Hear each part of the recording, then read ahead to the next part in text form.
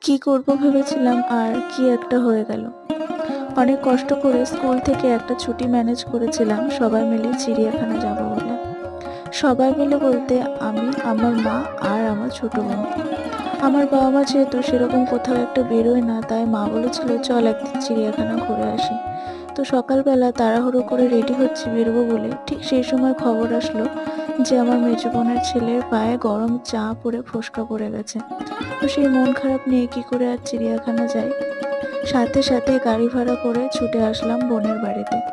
আর আমার বড় ঠাকুমা, যিনি কোথাও বেরোতে পারে না বার্ধক্যের জন্য, তো তিনিও কিন্তু আমাদের সাথে চলে এসছে আমার বোনের বাড়িতে মেঘসোনাকে দেখতে। তো অতটুকু বাচ্চার পায়ে দুখানা বড় বড় ফোস্কা দেখে না ভীষণ কষ্ট হচ্ছিল। আর এখন আবার বোনের বাড়ি থেকে বাড়ির দিকে যাচ্ছি, কিন্তু আমাদের কারোর মন একদমই ভালো নেই। কিচ্ছু ভালো লাগছে না ওই জিনিসটা দেখার পর থেকে।